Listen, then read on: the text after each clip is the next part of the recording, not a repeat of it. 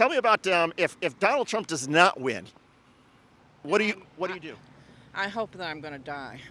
You want to die if Donald Trump doesn't win. I do. I don't want to live like this anymore. You like our country the way it is now? What is it that is so bad about where America is or where you are right now with America that you would want to die if Donald Trump doesn't win?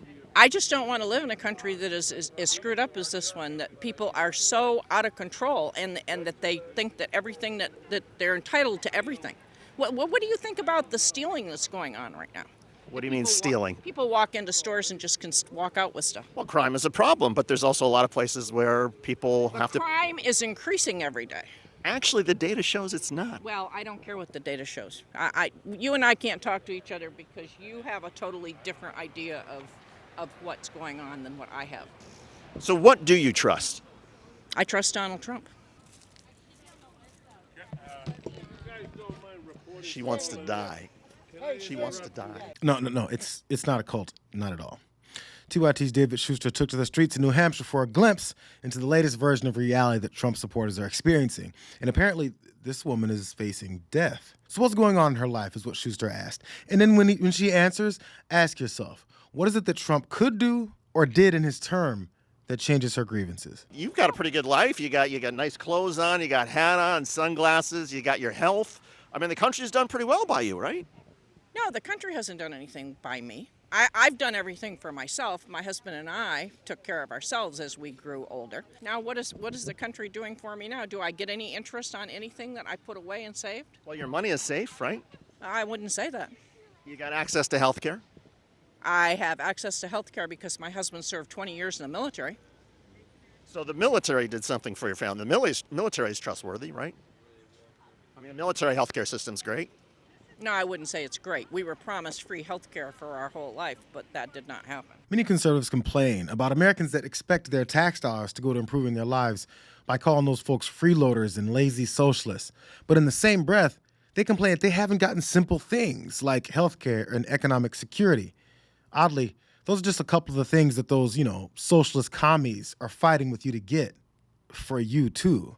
And by the way, did this woman get lifelong health care and security with her money for the 4 years that Trump was in office, only for it to be taken away the day that Biden was sworn into office? It's never about the actual policies. It's about supporting Donald Trump.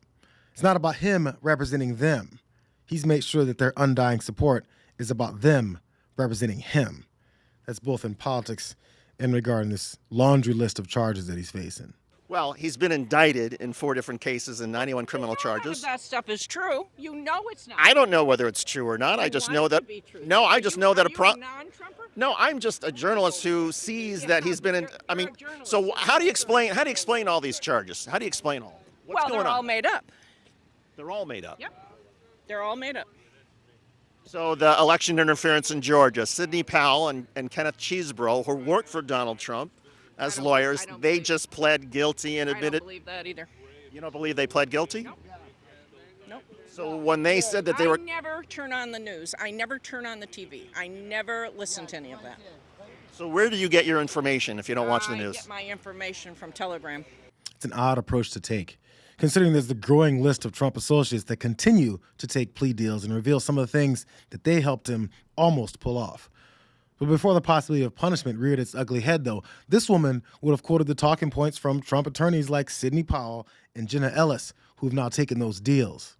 And now that those allies appear to be working with the prosecution, it's time to comically turn on them, too. How does the president feel about these former lawyers or his former associates pleading guilty? What are his thoughts on these developments?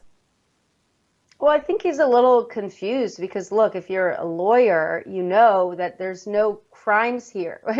According to the law, there's literally nothing to plead guilty to because there's nothing that was, no laws that were broken in speaking out against a fraudulent election and telling people to watch hearings and petition their elected officials about fraud that was happening, on camera. I mean, so it's just surprising. They produce so many smokescreens in the faces of their followers that it makes it hard for them to actually see reality.